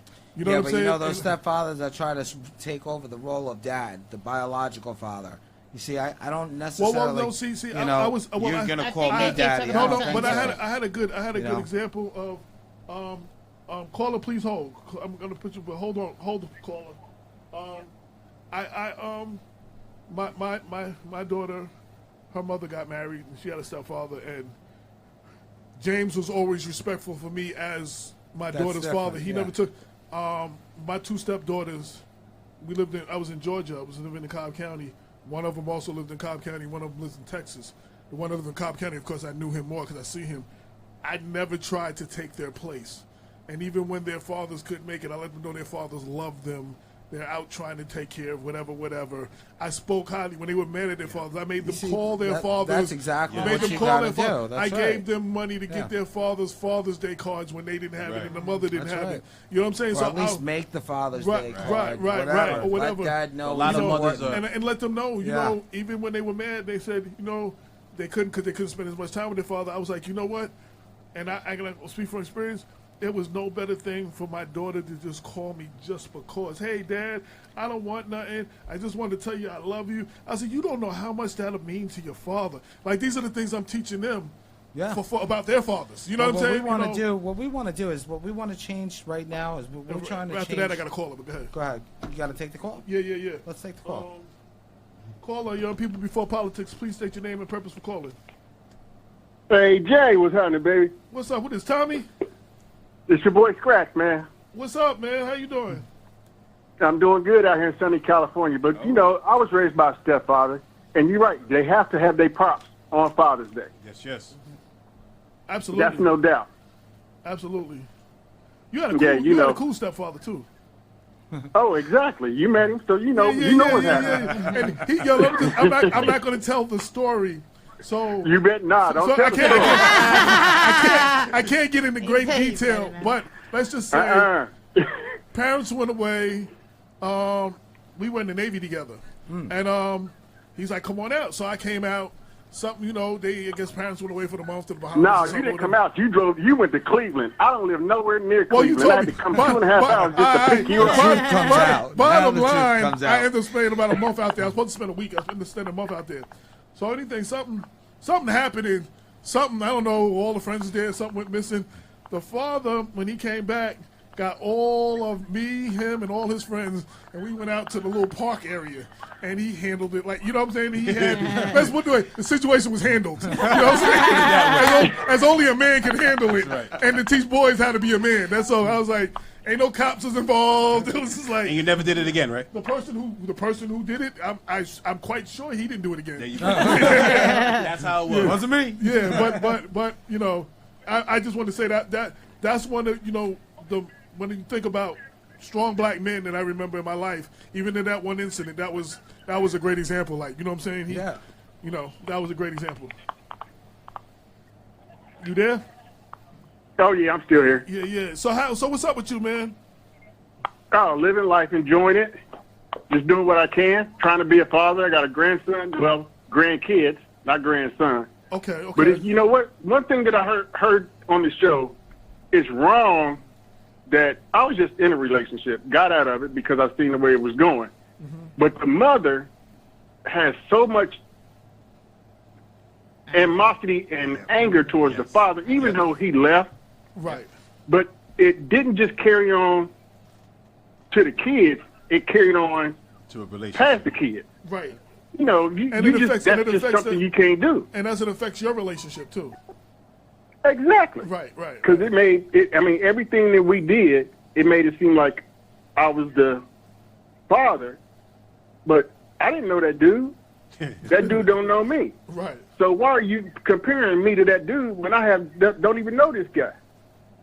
And then you're gonna try to treat me like he treated you? No, you need to get up off of that. Let it go. You're not together anymore. So what you carrying around on your shoulders. Don't let your daughters carry that same animosity. I mean, their daughter would come home from the Navy. It wouldn't even go see her dad. Are you? I mean, seriously? You live in the same town, and your daughter has that much anxiety towards her dad, where she won't even go see him, and she about to be deployed? Get the hell out of here! You teaching these girls the wrong damn thing, because that's their dad, just like you, their mom. He was there. He's still there. If y'all allow him to be, he ain't gonna be there for you. And you don't want him to, but he still got to be there for them girls. Absolutely. So quit pushing him out there, pushing him out of the way, and making a statement for yourself to saying you did this, you did that. No, the dad is still there.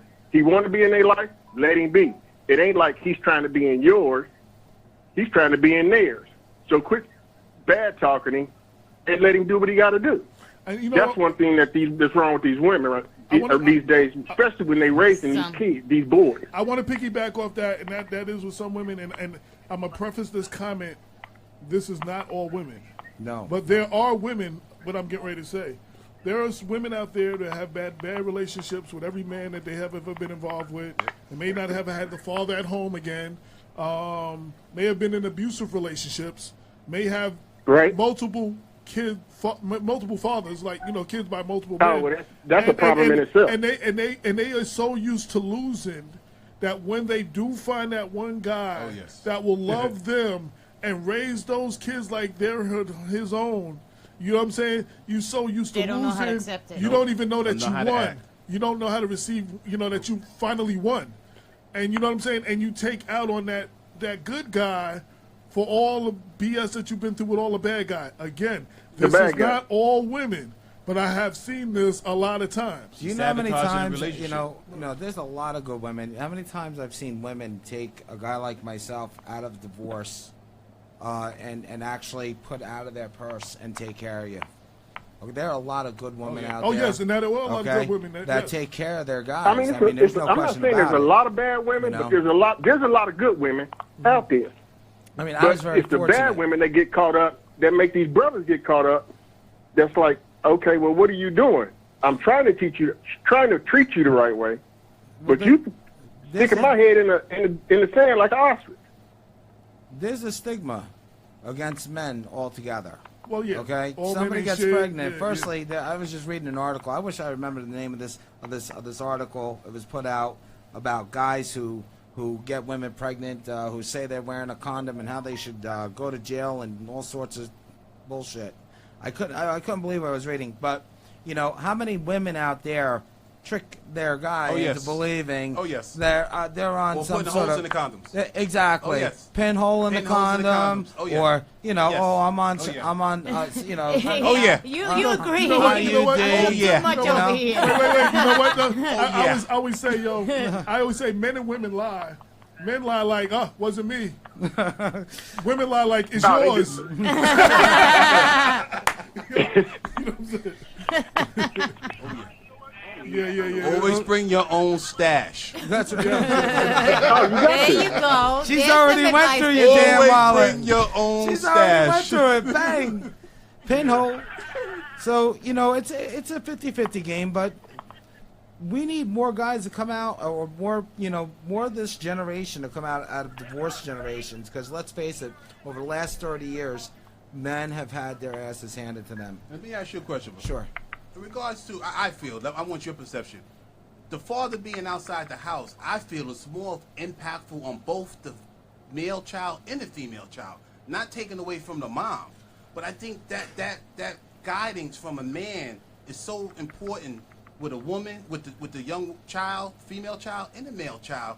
Not taken away from the woman, but I think it's just so much that both of the male child and the female child just look up at that dad. Well, the one thing I want to say, I speak from my personal experience.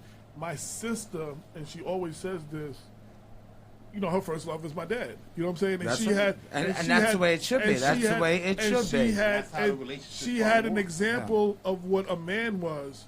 So when it was time for her to get married, and she has a good husband, very important. That reminds me of my father, like that whole. You know what I'm saying? That's so, right. but she had a standard of, you know, manhood, an example of manhood. Like that's another bad thing with you know, it's funny, when my daughter was born, I wasn't married, right?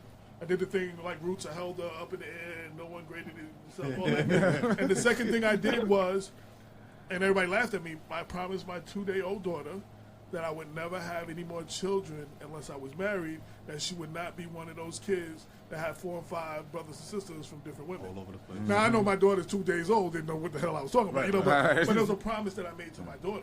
You understand what I'm saying? And I kept that promise. You know what I'm saying?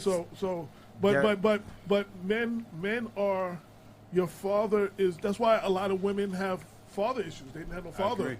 They've been searching for something, and they get involved with older men or whatever, because they're searching for something, missing that father element that they would have had. You know what I'm saying? Well, now, all guys ain't good guys. All dads ain't good dads. Some are jerks. You know, some people got jerks for fathers. I mean, you know, let's keep it real. Sometimes it was just a mistake, and you just didn't want to get caught up. Right. You know, sometimes you were a little young, and you didn't know what to do. You know, you were young, dumb, full of cum, and you got scared, right? Right. So you were a Thundercat then, but now she's pregnant, and you're like, oh, God damn, I got to change my job, change my number, whatever, you know? So, you know, when kids are having sex, and again, even in today's generation, whether we like it or not, they're having sex at younger ages than we care to admit as a society, okay? Parents have got to be parents now. Well, you know, and you got to work together, and you can't be bad-mouthing. Mom and dad cannot be bad-mouthing each other to the children, talking about what's happening in court. That's the worst thing. Well, you know what to say about the age thing. So, like 10 years ago, I'm working out of Harlem in the Conscious Brothers clothing store across the street from the Apollo in the Mart, and I was asked to speak to some at-risk kids. So, you know, I've been in journalism all my life or writing all my life. So I had to speak to this, I guess, group home of kids, whatever school program it was. And this one young girl wanted to be a journalist. Now, she's 15 going on 16. So, you know, anytime there was a project, I made her meet me there. We wouldn't go nowhere together, ride nowhere together, you know. But she had a 2-year-old daughter. Her mother, so her mother had her at 15, and she had her daughter at 14. Now I'm 32, 34-ish, and her mom's is 29 and a grandmother. Wow. And I can't even conceive that. Wow. And it's a shame that it's generational. But it's a shame that that's not as, like you said, oh my God, but it's more common now. It's common, yeah. That, you know what I'm saying? So now we have babies raising babies. In Puerto Rico, they get married at 11. Okay. Yeah. Well, I mean, you know, that's the generational whatever. I mean, that's what it is. But it's just a shame. But that's why there's no structure and foundation. Babies raising babies. So that's why you got these like. Oh, you got a foundation of government overreach. You're keeping dads out of children's lives. Or you got Big Mama, the grandmother raising everybody's kids. You know what I'm saying? She like, you know. That's not supposed to be either. That's just not. The grandmother raised her kids. Now she's supposed to be grandmother. You know what I'm saying? Like, yeah, that's supposed to be. But she mama though. You know, let's go see grandma. She mama now though. You know what I'm saying? Exactly, and that can't be. That shouldn't be. You know, people have their roles, and if you're gonna have children, think it out. Think it out real hard before you go ahead and, you know, just start having kids. But a lot of people have kids for the selfish reasons. That's right. Again, the young girl who has no father, who's been in relationships or whatever, who has a baby because she wants someone who will love her. Yep. You know what I'm saying? She out there looking for a father figure, just like you said. Right. What's worse is when, see, nowadays people think that you're my possession, okay? So you want to get up and leave. Well, I'll tell you what, I'm going to get pregnant. The baby will keep you here. All right? Then you become resentful. Yep. Or vice versa. She wants to go. You know, you think your possession. People aren't possessions, man. Yep. They're really not. Whether you like to know it or not, they're not. That's not your girlfriend. Believe me. That's your best friend. And you might have gotten married to your best friend, but Right. all good things come to an end, Yes. unfortunately, especially in today's society. This is a systemic issue. Till death do us part. That doesn't, It's now until I get bored or find something better. Right, and you know what? You file for a permit with you file for a marriage permit. I always tell people, and thanks to Pastor Paul, you get married under the covenants of the Lord. Don't invite the government in your house. There's no need to get the permit. Get it through your church. That's how you do it. Yeah.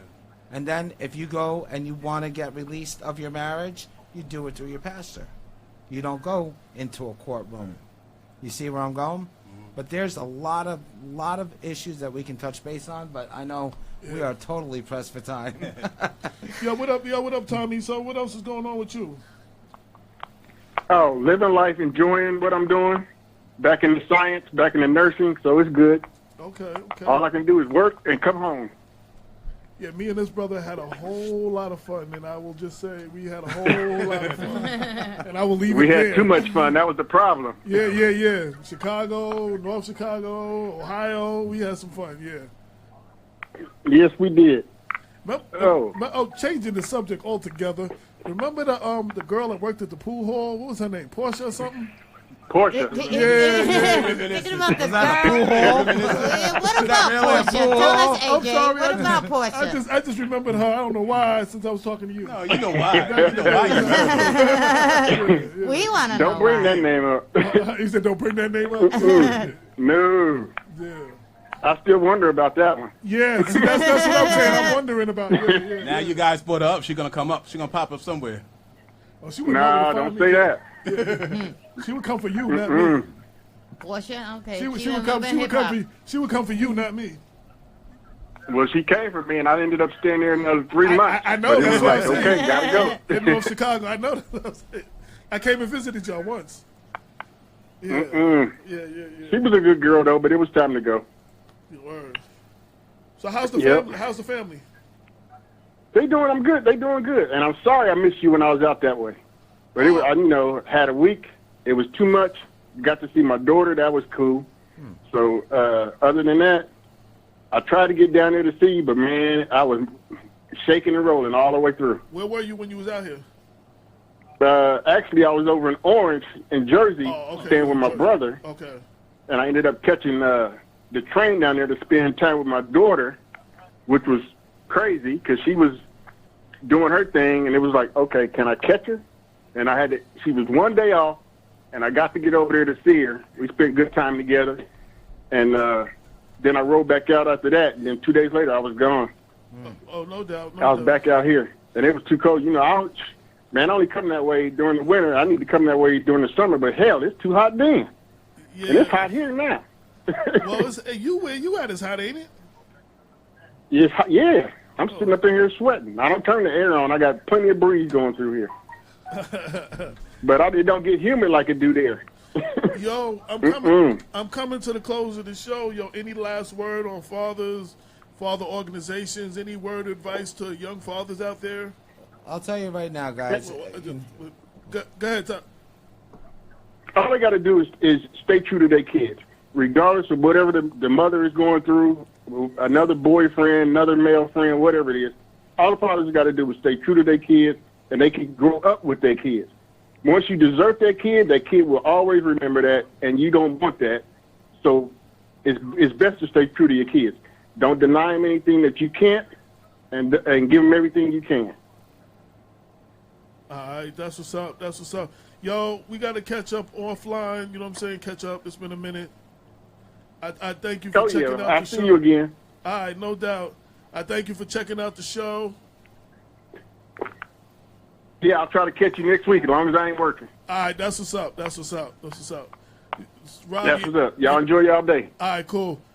Any last words? Yeah, I'm gonna firstly big shout out to you guys. I want to thank you for having me on the show again. I always love coming here and being in your company. Big shout out to my guys over at YV.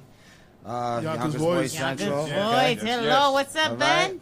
Miss my fan base over there. And I'll tell you right now, we have to start changing the picture as fathers, guys, and start bringing our children home.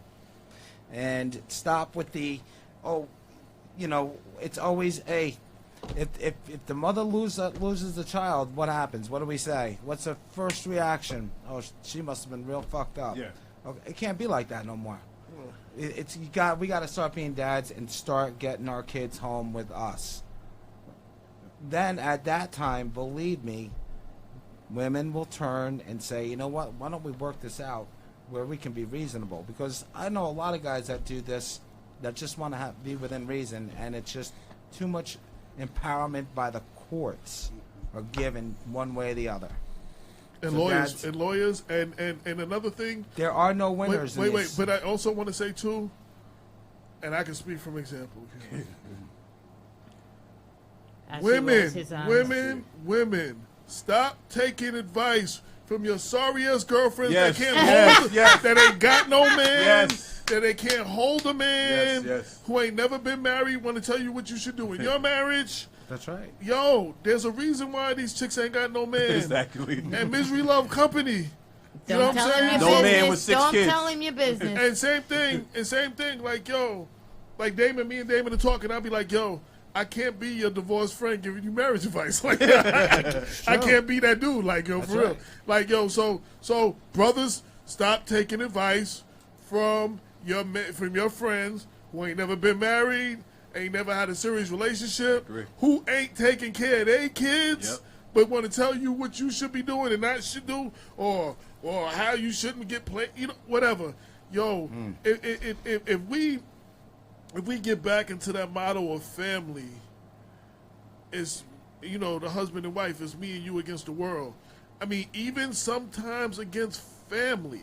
You know what I'm saying? There's sometimes in-laws become outlaws. You know what I'm saying? That's true. You know, sometimes, yes, that's your mother. And yes, she grew up in a different generation. And yes, she may not agree with everything you do. But it's you and your husband, or you and your wife. That is what you have to worry about. And y'all have to figure it out for yourselves. And when we get back to that me and you against the world, I got your back, you got my back.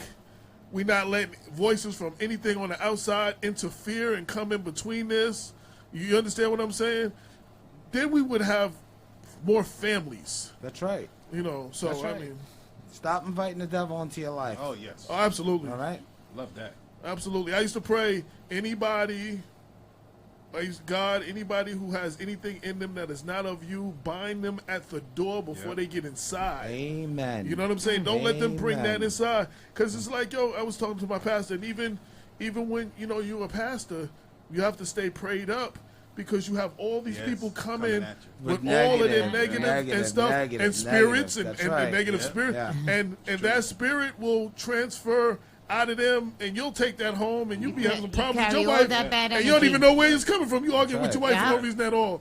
So all of a sudden your bed's broke. You can't do nothing. You can't get up. You hurt your back. Right. So you got to stay prayed up on that, and And even if it's not the Lord, you got to have a God in your life. Right. Okay. The family that prays together, stays together. There's no truer concept. Right. Because I'm not saying like I follow like Jesus is my Lord and Savior, and I'm not saying it has to be yours. Amen. You could be Muslim, you could be whatever it is that you be, but you have to believe in a higher power. And you have to instill that in your children too. They have to have those beliefs and those convictions. At 10, 12, 14 years old. You got to start that young. Young. You can't start raising your kids when they're teenagers. Nope. So, I mean, if we get back this, back to community, again, like I said, I could do when I was 7, when my dad brought a house in Central Islip, Long Island. They got me out of here, and he brought me up there. My dad used to take that long trek to Tarrytown, back to Central Islip, Long Island. Wow. That's a trek. Every day for like 10 years. Wow. You know, and yo, they had a civic association.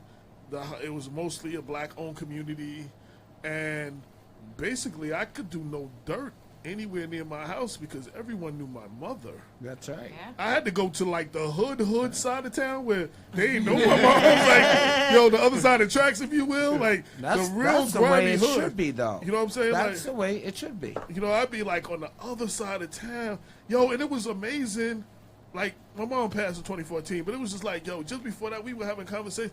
My mom's just telling me stories of the things she knew that I didn't know she knew. Yeah, they know. You know, I'm sitting here like, wow, you knew that too? Like, I'm just like, Unbelievable, yo. isn't it? Yeah. We grew up in a whole but different we type had, of generation. but That's how it. we had a community then, now most people don't know the people on their block or on their side of the block. Or if you live in a building and you're even on the floor on the building, like, you don't know the Lock people. your doors, mind your business. You know what I'm right? saying? So Yeah. it's like, People don't even want to say good morning. No. You know, they Right, was, They're pissed. right. They're just pissed because they got to get up. So we went from that. We went from this to that. You know what I'm saying? And Yeah. we got to get back to community. I will tell you this. I do want to say this. In Westchester County, if you're being alienated, and I'm sorry just to throw this out No, there, no, go but ahead. if a father or a mother's not seeing their child and there's custodial interference, you go to the NewYorkCourts.gov and you violate, as you would be violated if you weren't paying child support. You violate the other parent for for interfering with your custody. So keep that in mind, guys. Alternative options aside from lawyers, look, because there are groups out there that do have that have some pretty good resources. Yeah. I thought that was important. I know that we're getting close to time. No doubt. And this is, you know what? And it's important that we had a cancellation, and it's important that this show, Lorraine was able to put this show together in less than 24-hour notice. Yeah. And thanks a lot. with everything going on and all the political candidates that'll be running through here between now and the primary, which is like September 12th or something. Yes. It's good to just get away from the politics and the politicians and get back to the community, because this is the show people before politics. Well, you know what I'm saying? What we need to be Real doing talk. is start talking about the issues like these. Right.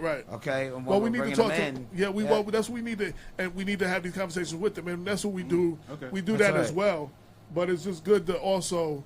This really didn't have nothing to do with any particular politician. No. And it was a friendly break. It's life. Because, you know what I'm saying? Life. Like, we've had a month of that, and we're going to have another 2 months of that. So, it's just good to get away from that and get back to the community. well, I'm looking forward to coming back on this show. Absolutely, and, absolutely. Kicking it live. I'm looking forward to doing Yeah. more with Black Westchester and the Yonkers Voice. No doubt. I think that's definitely cross. I think they better be careful about what we're both a movement by ourselves. So Don't forget Latino empowerment. Oh yes, That's it, baby. Tell 'em. Yes. We're all a movement by ourselves and collectively working together. It's A nation divided is a nation conquered, right? Right. So That's said what let's bring it to one. That's Good what things this are show- coming. Good things are That's what coming. this show does too. Is it brings people together. Yes. Like we had one of the Central Park Five here, and we had the head of the Independence Party, and we had the town supervisor, which would be the mayor of Greenburgh. Sure. And they heard the story, but sitting next to the man, Right. there was a whole nother feel of that. Like Yeah. Paul Feiner was like, "Yo, we got to change some laws to make sure this don't happen in Greenburgh." Like, I mean, he was moved. They were moved, and there's no other place where those three gentlemen would have ever been in the same room together. Yeah. But people before politics. Like That's that. right, That's and awesome. that's why it's so important to have this. And I'm like I said, I'm honored to be here with you guys. I really am. It's really cool that you invited me on, and I am looking forward to doing subsequent shows. Lorraine, any I might last even word? become a fly on the wall. I don't know. Lorraine, any last No, words? this was a very interesting show. I learned a lot. I've got my own perspective on being a mom that raised 2 children on her own. I'm not going to say single mom, but I raised 2 children on my own. But I've never, ever, ever tried to keep my children's father away from them, ever. You see, Ever. that's a good mom right there. No. As a matter of fact, I have 2 children, 2 different fathers, and I searched both of them out. I found one in a penitentiary, and the other one I found on Facebook, and I made sure that they connected. Okay. Any last God words, bless. my brother? Well, Make it about the show. kids. Make it about the kids, not the parents. That's right. Make it about the kids and not the parents. That's it. Case closed. You lived your life. Now it's about the kids' life. Keep God in your life, Amen. too. Oh, keep Amen. God is in good. your life. God in Jesus your is life. powerful. Keep God. Teach your And children I don't about say the that Lord. enough, and I don't want to push what I believe down anybody else don't, but you gotta have some kind. You have to believe in something. Yes. You You do. have to believe in something. You have It's to a have God of your conviction. understanding, whatever it is, even if it's a chair. Yeah. As long, well- I was taught, if you know what, if you believe that chair is your higher power, then trust in that chair. You know, I'm but gonna leave I that don't believe there. in a chair. I don't believe in a chair. I have a God of my understanding, but I'm saying whatever it takes, you know. Baby steps for some. Okay.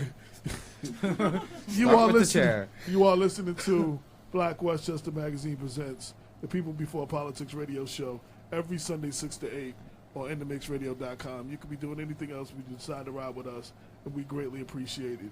Until next week, peace. 22 million black victims of Americanism are waking up, and they're gaining a new political consciousness, becoming politically mature. And as they develop this political maturity, they're able to see the recent trends in these political elections. Any minority that has a block of votes that stick together is in a strategic position. Either way you go, that's who gets it. You're in a position to determine who go to the White House and who stay in the doghouse. You're the one who has that power. You and I have never seen democracy. All we've seen is hypocrisy. When we open our eyes today and look around America, we see America not through the eyes of someone who has enjoyed the fruits of Americanism. We see America through the eyes of someone who has been the victim of Americanism. We don't see any American dream. We've experienced only the American nightmare. We haven't benefited from America's democracy. We've only suffered from America's hypocrisy. And the generation that's coming up now can see it and are not afraid to say it. And are not afraid to say it. And are not afraid to say it. And are not afraid to say it. And are not afraid to say it. And are not afraid to say it. And are not afraid to say it. And are not afraid to say it. And are not afraid to say it. And are not afraid to say it.